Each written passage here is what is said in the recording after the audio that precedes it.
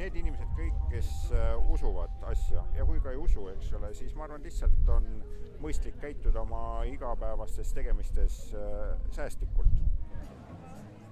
No eelkõige me peaksime endale mõtestama või proovima aru saada nendest seostest, mis on siis nagu selle kliima, looduse seisundi ja meie enda elukorralduse vahel, et kui see loodus meie ümber muutub, siis ta paratamatult meid ka mõjutab, et neid teadmisi, ma arvan, teadlased võiksid otsida, neid võiksid jagada, inimesed võiksid ka neid kuulata ja võib-olla arvesse võtta ja võib-olla vahest nagu mitte pimesi uskuda, et kui midagi juhtub, siis mitte meil.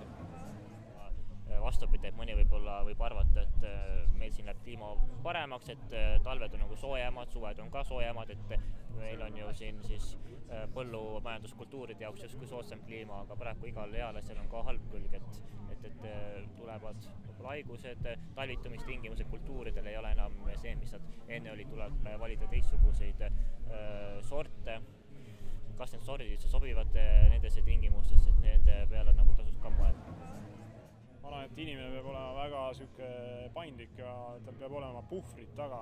Ehk et kui ta kasutab oma maad väga intensiivselt, kasvatab mingit monokultuuri, ütleme, et istutab ainult kuuse oma metsa, siis ta võib sattuda väga ootamatult haigustega küüsi või mingi põllumajanduskultuur ta läbib.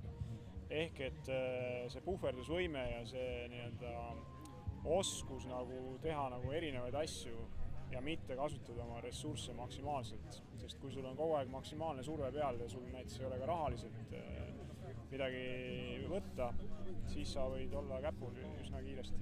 Ja see, ma tooks paralleeli seakatkuga, et see asi võib sama kiiresti toimub.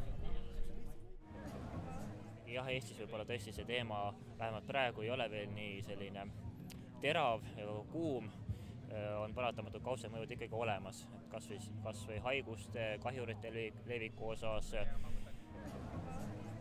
Siis me peaksime olema tegelikult tähelepanelikud selle suhtes, mis meie ümber toimub, millised on need muutused ja kuidas nad võiksid meid mõjutada ja olema selleks valmis või proovima vähemalt olla valmis, et me ei jääks siis hätta, kui see tõesti toimub, nagu me täna mõne asjaga hädas oleme.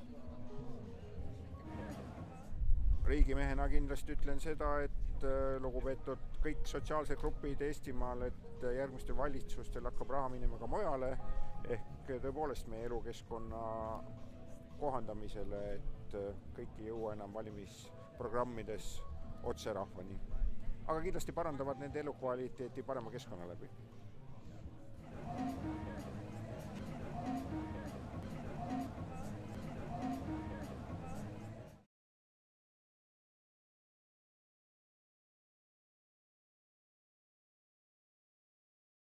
Kui on liiga palju raha, siis tuleks tõsiselt mõelda, et kas mereäärde ehitamine on nagu selline mõistlik samm, et võib-olla enda eluea peab vastu, aga lastele pole pärandada midagi, et põrandad hakkavad seal vee sees lagunema.